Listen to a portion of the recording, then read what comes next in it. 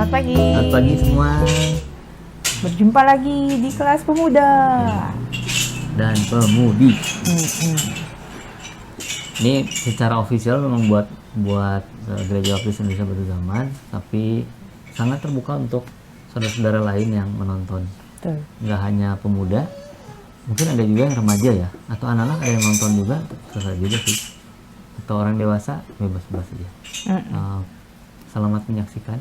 Iya, dan kami senang sih karena ada yang merespons gitu Yeah.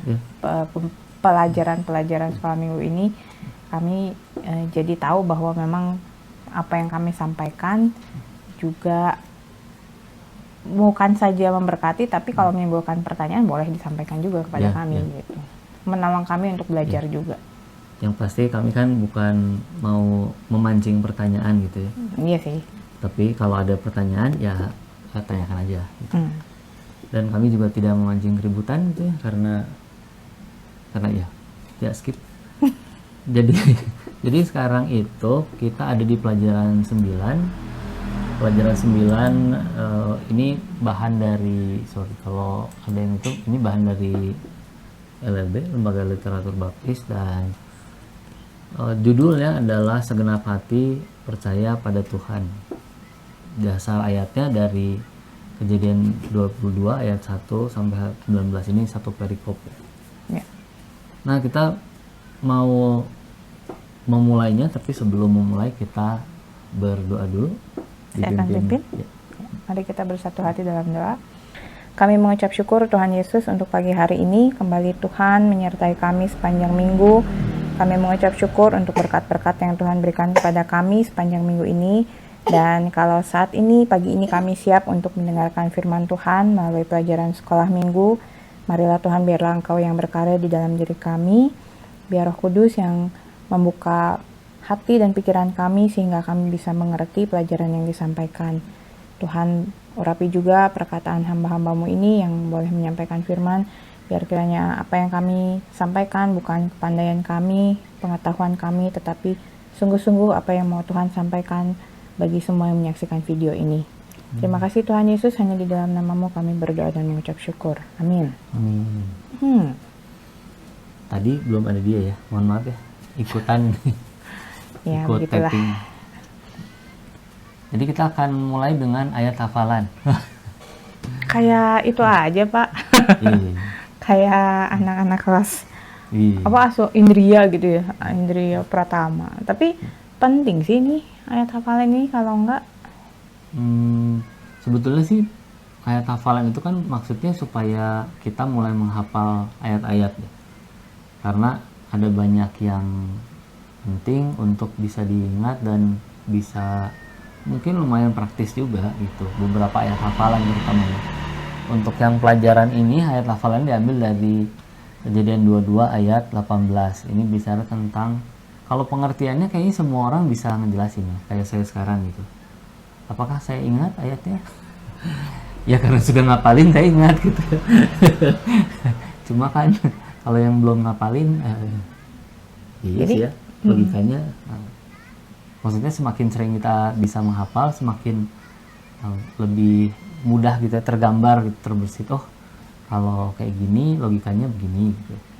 Oke, itu sekilas ayat hafalan. Tapi Kejadian 22 ayat 18 isinya Bu, oleh keturunanmu lah seluruh bangsa di bumi akan mendapat berkat, karena engkau mendengarkan firman-Ku. Memang dari Abraham kita ngelihat banyak hal, termasuk yang hari ini itu terutama mungkin ya. Enggak juga sih, banyak sih ya. Tapi buat saya sih peristiwa di perikop ini yang diceritakan buat saya yang paling mungkin ya, paling menunjukkan karakter Abraham sebagai bapak orang beriman itu di sini. Udah matang nih kan. Ya, kalau minggu lalu kita masih melihat bagaimana dia perlu diyakinkan gitu melalui janji yang Tuhan berikan. Tapi di pelajaran ini buat saya itu udah nunjukin ya itu ya, kenapa dia layak disebut bapak orang beriman gitu. Mungkin teman-teman juga udah hafal sih ya ceritanya, ini bukan cerita yang baru gitu. cerita baru. Nah, cuman saya tertarik waktu mempersiapkan pelajaran ini kan tadi disinggung ya dari Kejadian 22 ayat 1 sampai 19. Sorry, saya ambil Alkitab dulu. Nah, di ayat pertama itu dibilang gini, setelah semuanya itu Allah mencoba Abraham. Nah, ini menarik nih gitu. Saya sempat tanya sama Pak Arsendi, karena kalau teman-teman ingat di Sukacita Pagi beberapa hari lalu sudah dijelaskan bahwa Allah tidak mencobai ya. Jadi saya tanya nih loh, tapi ini Alkitab loh yang tulis gitu bahwa Allah mencoba Abraham gitu. Nah, apakah karena perjanjian lama jadi ada pencobaan, lalu karena kemarin Sukacita Pagi itu bahasnya dari perjanjian baru jadi nggak ada pencobaan gitu. Apakah seperti itu? Nah, ini yang memang kalau kita lihat dari akhirnya harus kembali ke bahasa aslinya sih. Bahasa asli perjanjian lama waktu itu ditulis pakai bahasa Ibrani, dan kata mencoba itu bahasa Ibraninya nasal itu ya. Tapi yang jelas diterjemahkannya jadi kalau pakai Alkitab ini terjemahan baru yang terbit tahun 74 itu katanya jadi mencoba. Nah, tapi kalau pakai King James nih ya, King James version, kita bandingin dengan yang punya Amerika yang standar juga, itu kata yang dipakai tem itu apa sih Bu? Sama, mencobai ya. Mencobai. Berarti Allah mencobai dong. Nah, tapi terus dilihat lagi ya, kalau dalam bahasa Inggris yang lain, terjemahan yang lain, misalnya dari New English Translation NET ya, itu jadi kata itu jadi God test Abraham. Kalau test apa Bu? Menguji ya? Menguji kalau tes. Kalau tem tadi mencobai gitu. Nah, bagian lain kalau misalnya kita lihat dari terjemahan lain yang bahasa Indonesia, supaya kita nggak usah pakai bahasa Zimbabwe mungkin ya, kan kita kan nggak ada yang ngerti ya, kita pakai bahasa Indonesia masa kini, misalnya Allah menguji kesetiaan Abraham, menguji kesetiaan gitu. Ada juga Alkitab yang terbuka AYT, dibilangnya Allah menguji Abraham. Jadi berarti nggak bisa dibilang satu arti doang nih ya istilah kata mencoba ini. Jadi mungkin waktu itu orang di tahun 74 pencobaan itu arti katanya sama dengan kata menguji. Mungkin makanya diartikannya sama. Tapi bahasa Indonesia tuh ngalami perkembangan makna gitu, dengan banyaknya kata-kata serapan dan lain-lain, itu jadinya makin berkembang, dan tapi makna jadi lebih dalam. Nah, yang kalau gitu berarti apa sih bedanya gitu antara menguji dan mencoba? Maksudnya bukan Allah mencobai, kan kita sudah belajar itu. Tapi kalau dibilang menguji, jadi apa bedanya gitu? Apakah ada akhir yang berbeda atau hanya masalah kata atau gimana gitu? Kalau ngelihat tujuan dari pencobaan, kalau ingat yang di Matius itu, Matius 4 itu, tentang Tuhan Yesus yang di padang gurun. Tuhan Yesus. Nah, itu mau ditulis gimana juga tetap aja kalimatnya dicobai. Jadi iblis berusaha menjatuhkan Tuhan Yesus melalui pencobaan. Hawa dicobai oleh iblis gitu. Siapa lagi yang dicobai? Raja-raja di zaman satu raja-raja dan dua raja-raja, banyak tuh pencobaan-pencobaannya. Itu dicobai oleh, dicobainya itu oleh keinginan sendiri, kayak Kain berusaha dikasihi seperti Allah mengasihi Habel, lalu dia berpikir bahwa kalau saya nggak ada saingan, saya pasti dikasih Allah gitu ya. Dicobai oleh Keinginannya keinginannya. sendiri. Oh, menarik itu ya. Tapi kalau ujian, kayak kita ujian kelulusan, ujian naik tingkat, itu memang tujuannya bukan untuk menjatuhkan supaya orang itu terus di kelas itu terus kan. Atau gagal sekalian gitu ya. Selalu gagal gitu ya, kasih aja ujian. Nah, justru diuji supaya lebih bertanggung jawab, lebih itu. Dan terutama kalau yang lihat konteksnya Abraham ini lebih takut akan Tuhan tuh.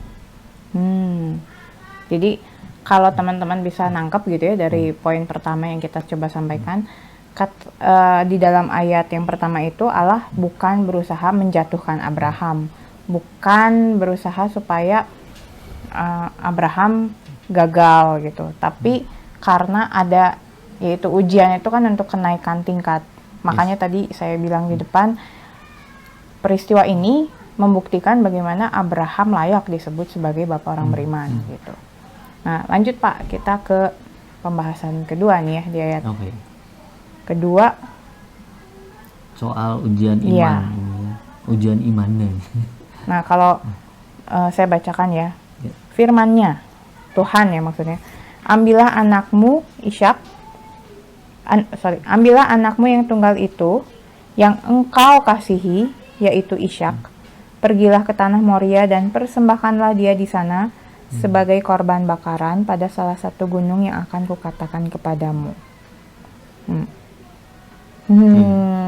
Kalau baru ingat gitu ya, kemarin dapat anak di usia 100 Pak. Iya. Ini anak dari istri yang dikasihi gitu ya. Terus memang sih nggak disebutin usia berapa gitu. Cuman kayaknya masih apa sih, ada yang tafsiran kayak belasan gitu ya anak ini ya. Iya. Karena dia udah cukup kuat untuk diajak pergi jauh, bahkan manggul beban gitu. Jadi terus ya itu ya, ada penekanan Tuhan bilang Ishak anak yang engkau kasihi dan minta dipersembahkan. Dan jadi kalau di usia itu kan harapan seorang ayah atau orang tua tuh masih besar ya sama si anak gitu. Dan Tuhan juga bilang waktu anak yang tunggal, anak yang engkau kasihi gitu. Kayaknya cukup menjelaskan posisi Ishak gitu di mata Abraham. Iya. Dan minta dikorbankan Allah gitu ya. Melihat itu ya. Iya. Melihat itu. Gitu buat saya sih lumayan, bukan lumayan ya. Ini, stake-nya apa sih, resiko yang diambil, aduh gitu ya. Kayak berat banget gitu. Dan dimintanya tuh bukan cuma serahkan dia untuk saya, misalnya kayak Samuel misalnya gitu ya. Tapi ini dibilangnya persembahkanlah dia sebagai korban bakaran. Gimana ini ya? Kalau kita atau sebelum kita ya, apakah Abraham mau patuh pada perintah itu? Memang secara cepat kita bisa lihat bahwa di ayat 3 itu dia langsung aja keesokan harinya gitu. Iya betul. Ragu-ragunya gitu. Apakah itu Abraham berdoa dulu kepada Tuhan gitu kan, nggak ditulis itu, tapi dia langsung nyiapin aja gitu. Nah, buat kita sekarang sih jadi pertanyaan juga kan, kalau misalnya kita diminta untuk patuh pada gitu ya, lagi baca Alkitab, lagi dengar khotbah, lagi dengar puji-pujian, lalu terus dorongan Roh Kudus itu kamu harus tinggalkan kebiasaan gitu. Itu bisa nggak ya kita kayak gitu ya, kayak Abraham gitu, langsung aja nggak? Oh iya, saya terpanggil untuk ini itu. Udah tapi aja. bener nggak ya gitu? Iya, biasanya kan gitu ya. Pakai doa puasa segala gitu ya. Hobi main game misalnya, nggak dapet, itu nggak berhasil jadi pemain e-sport itu ya. Tapi hobinya masih berlangsung. Terus waktu-waktu Tuhan bilang, tinggalkan hobimu itu. Bisa nggak ya? Iya, ini memang bukan, yaitu kalau tadi mungkin hobi baru cuma salah satu lah ya gitu ya. Beda dengan posisi Ishak sebagai betul. yang Tunggal tunggal gitu ya. itu dan kasihi. Tapi saya bisa narik korelasinya gitu. Untuk dunia kita sekarang ini bukan nggak mungkin Tuhan juga akan meminta hal yang sama. Ada hal-hal yang mungkin kita kasihi, yang kita sukai, tapi itu misalnya nggak berkenan, atau Tuhan mau kita memakai waktu untuk si hobi itu untuk melakukan hal yang lain. Nah, apakah kita bersedia mendengarkan dan taat? Itu tantangan ya buat Tantangan. kita dan juga Betul. perenungan sih. Ya, ya.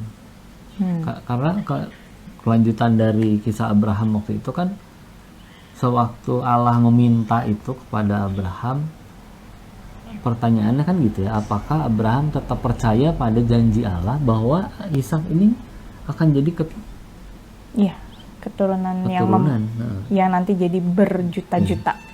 jadi sangat banyak itu ya. Apakah lewat Ishak gitu, atau saya harus cari perempuan lain lagi? Atau Udah salah. Sarah masih bisa hamil lagi. Iya, iya betul. Apakah itu ya? Nah, mungkin kita lihat dulu di poin ketiga ya, meneladani bagaimana Abraham ini, reaksi Abraham. Tadi memang Pak Arsendi udah singgung, di ayat 3 itu bahkan dibilang keesokan harinya pagi-pagi bangunlah dan ya mereka bersiap-siap gitu. Jadi nggak ada penundaan gitu, nggak ada maaf Tuhan tadi bilang apa tadi, Ishak atau maksudnya siapa gitu maksudnya domba gembalaan Ishak atau gimana gitu, nggak ada pertanyaan ke sana ya. Dia langsung aja tidak menunda. Dan itu untuk sampai ke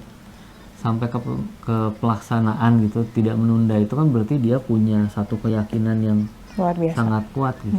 Bayangin loh, anaknya udah ditunggu umur 100 lahir, terus sekarang dibawa ke Gunung Moria, terus sama Sarah ditanya, kamu mau kemana? Gunung Moria, mau ngapain? Persembahan korban. Nggak bawa persembahannya, lah ini anaknya mau dibawa dikorbanin. Mungkin kalau itu kayaknya terjadi itu perang bubat gitu ya, langsung di situ ya. Perang bubat, perang mana begitu. Tapi maksudnya bisa kebayang gitu, kalau saya di posisi ibu yang tahu mungkin saya sembunyiin deh anaknya gitu ya, atau apalah gitu, boy sesuai. Udah nggak, kayaknya Abraham udah gila. Kayaknya ada yang salah deh. Mungkin dia bukan dengar suara Tuhan gitu ya, ada curiga lah gitu. Tapi ya nggak ngerti juga ya, nggak dibahas juga memang apakah ada diskusi antara Abraham dengan Sarah waktu itu. Tapi yang pasti langsung ketaatannya itu buat saya luar biasa sih gitu, setelah sekarang direnungkan lagi gitu. Nah, mungkin bisa dijelaskan juga sih Pak, apa yang membuat Abraham tuh bisa taat begitu. Nah, memang kalau itu ya, kalau melihat ketaatan itu kita melihat yang di ayat 5. Ayat 5 itu Kejadian 22 ya. Waktu ditanya sama bujangnya gitu ya. Waktu dia mau ninggalin bujangnya, kata Abraham kepada kedua bujangnya itu, tinggallah kamu di sini dengan keledai ini. Aku beserta anak ini akan pergi ke sana. Kami akan sembahyang, maksudnya ke atas gunung itu ya. Ini kalimat penutupnya. Sesudah itu kami kembali kepadamu. Lo mau dikorbanin tadinya. Mau dikorbanin kok. Ya mati dong. Itu kan, iya harusnya bilangnya aku ya. Iya harusnya aku. Tapi pergi cuma berdua kan gitu. Pergi cuma berdua. Udah jelas yang mau dikorbanin Ishak. Ayat 8. Saud Abraham, Allah yang akan menyediakan. Ini waktu ditanya nih sama Ishak, Pak, ayat 7 ditanya, Pak, ini kan kita mau persembahkan korban, kayunya udah ada, terus apinya korbannya ada, gitu. Apinya ada, korbannya mana? Ayat 8, Allah yang akan menyediakan anak domba untuk korban bakaran baginya, anakku. Demikianlah keduanya berjalan bersama-sama.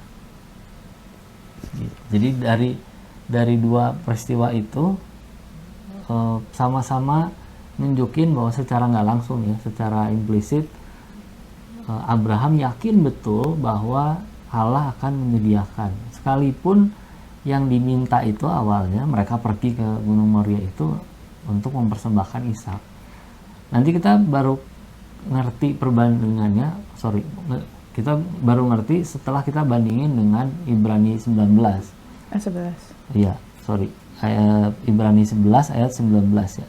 Karena Abraham berpikir bahwa Allah berkuasa membangkitkan orang-orang sekalipun dari antara orang mati. Dan dari sana ia seakan-akan telah menerimanya kembali. Jadi bayangin waktu pas Abraham jalan itu, dia yakin bahwa anak itu akan mati, tapi dia akan bangkit lagi. Makanya menjelaskan di ayat 5 Kami akan kembali itu ya. kami akan kembali.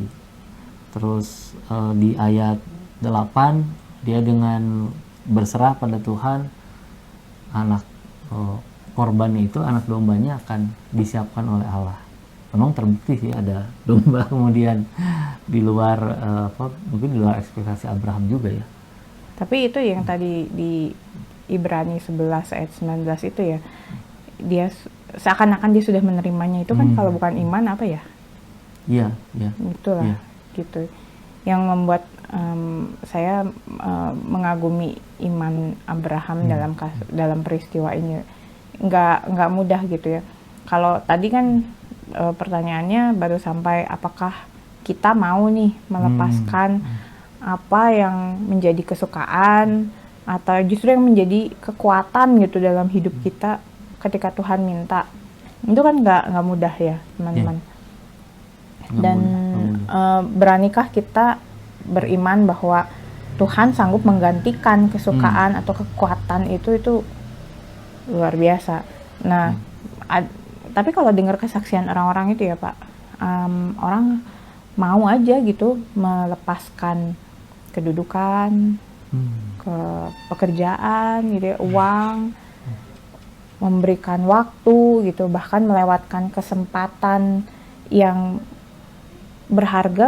Misalkan mungkin ada dua pilihan gitu ya, satu terlibat dalam pelayanan atau yang satu misalnya kesempatan untuk apalah gitu ya, jenjang karir atau apa.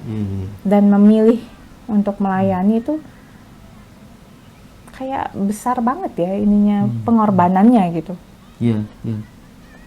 Tapi Bayangin kalau misalnya ada lamaran kerja, ini udah walk-in interview gitu ya. Hari Minggu jam 9 di waktu yang sama kita harus ibadah. What would you choose gitu ya. Terus kita bilang nggak apa-apa lah kan waktu interview mah, nanti juga kalau pas kerja mah 5 hari kerja gitu. Tapi itu memang tantangan, dan buat saya sih kalau misalnya kita bisa milih untuk skip perusahaan yang manggil kayak gitu, Tuhan nggak akan, saya ngomongnya sambil terharu ini, tapi Tuhan janjiin akan ngasih yang lebih baik daripada itu. Iya, amin. Dan memang ya itu ya, makanya ada kesaksian itu kan karena sudah terbukti nih, melepas pilihan yang kayaknya secara manusia bagus, menarik, bermasa depan untuk melayani Tuhan gitu. Nggak ada yang nyesel gitu. Semua tetap melihat pemeliharaan Tuhan gitu ya dalam keputusan yang diambil gitu. Nah, jadi buat teman-teman yang saya nggak tahu sih pergumulannya apa gitu ya. Waktu beberapa minggu lalu di PKMB sempat ada pertanyaan-pertanyaan begini gitu. Maukah kita melepas apa yang kita suka, apa yang berharga bagi kita untuk melayani Tuhan gitu. Dan kita membandingkan dengan bagaimana Tuhan sudah berkorban untuk kita gitu.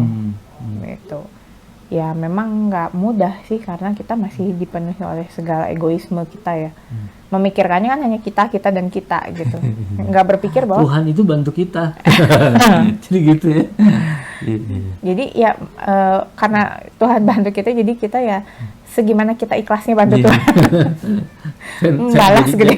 Senternya jadi di kita gitu. Iya. Itu memang tantangan itu. Dan kami sih berharapnya teman-teman bisa terus menggumuli ini, ngelihat bahwa kan kita juga harus memberi hidup gitu ya di Roma 12 gitu. Kita harus memberi hidup sebagai pelayanan, sebagai persembahan. Jadi kalau ada hal-hal yang tidak sesuai dengan firman, dengan nurani kita, sebetulnya sih Tuhan sedang bekerja atau sedang menunjukkan bahwa itu bukan pilihan yang baik gitu di situ, di bagian itu. Tinggal bagaimana kita merespons ya. Apakah kita seperti Abraham yang mau taat, atau kita akan bertanya-tanya lagi, mengeraskan hati, tunda-tunda. Ya, itu kembali ke hubungan kita dengan Tuhan juga sih buat saya gitu. Iya. Kepekaan kita. Gitu. Ade udah ngantuk aja deh. Sebetulnya Ade ngedengerin ya? Jangan-jangan karena ngedengerin. Oke, jadi memang yang perlu kemudian kita terus pertimbangkan selain pengorbanan kita itu ya, mungkin yang perlu kita ingat adalah pengalaman iman apa aja yang udah pernah kita lakuin. Kita bisa dikuatkan lagi oleh pengalaman-pengalaman itu, bukan hanya Abraham aja. Mungkin hal-hal yang kecil juga bisa berguna sih. Kayak dulu ada yang kesaksian, saya senang nulis tapi bolpen saya hilang, saya berdoa terus bolpennya ketemu. Kalau orang lain ya lu aja kali yang nggak Ceroboh gitu ya. gitu. Tapi kalau kita tertutup matanya kan kita juga nggak bisa lihat bolpen itu ada di mana ya. Dan tergantungan kita pada Tuhan itu ini juga latihan iman juga. Nah, kalau misalnya bisa melihat itu semua, apa aja hal-hal yang udah Tuhan yang kita respon kita dalam bentuk iman kepada Tuhan, nah itu bisa jadi dasar kita untuk melihat Tuhan mau bikin apa lagi di depan gitu. Dan bisa di-share juga ya. Dan bisa menguatkan teman-teman bahwa itulah bukti pemeliharaan Tuhan gitu. Jadi jangan, kadang kita berpikirnya itu mah nggak spektakuler gitu ya, nggak nyuruh mengorbankan gitu ya, cuma hilang barang ketemu lagi misalnya gitu ya, atau cuma nggak sengaja ini itu gitu. Tapi kita sebagai orang percaya, kita yakin nggak ada yang kebetulan di dunia ini. Amin. Semua atas perkenanan Tuhan. Jadi pengalaman pribadi teman-teman yang kayaknya remeh-temeh itu bukan berarti remeh-temeh gitu ya. Itu adalah belajar dari pelajaran minggu lalu juga gitu. Mungkin itu adalah salah satu rangkaian pekerjaan Tuhan dalam membentuk teman-teman, atau ada orang lain gitu ya yang sedang dibentuk. Dan itu balik lagi soal perjalanan iman sih. Amin. Baiklah, dari kita Ya. cukup sekian. Dan adek juga udah tidur. Cukup pulas berarti. Semoga teman-teman jangan ikut pulas ya. Tapi bisa diberkati gitu dari pelajaran ini. Bangun-bangun deh, kok videonya udah habis ya? Udah ganti video. Oke. Yang minggu ini selesai di sini dulu. Sekali lagi kalau ada yang mau bertanya silakan. Kalau ada yang kurang jelas bisa chat atau bisa komen di bawah video ini. Video ini. Oke, kita berdoa ya, karena akan siap-siap juga untuk ibadah. Terima kasih Bapak di surga, kami bisa mengikuti kelas sekolah minggu pada pagi hari ini. Terima kasih untuk firman yang sudah Engkau nyatakan. Kami percaya bahwa Engkau terus mau menumbuhkan iman, percaya, pengharapan, supaya kerohanian kami terus bertumbuh, bukan lagi menjadi bayi rohani, tapi terus bertumbuh menjadi dewasa rohani. Terima kasih untuk pemberitaan firman pada pagi hari ini, perenungan firman pada pagi hari ini. Kami serahkan seluruh kemampuan kami untuk menyerap, untuk mengingat, supaya Tuhan pakai sebagai pertumbuhan rohani kami. Kalau sebentar kami akan mengikuti ibadah, kami menyerahkan ibadah kami supaya berkenan di hadapan Tuhan. Terima kasih Bapak, pertemukan kembali kami minggu depan dalam sekolah minggu yang sama. Maupun masih online, kami tetap bisa bersyukur karena Tuhan memakai kelas online ini untuk memperlengkapi kami. Terima kasih Bapak di surga, kami serahkan seluruh doa kami dalam nama Tuhan Yesus. Amin. Amin. Terima kasih teman-teman sudah menyimak. Sampai minggu depan. Tuhan Yesus memberkati. Selamat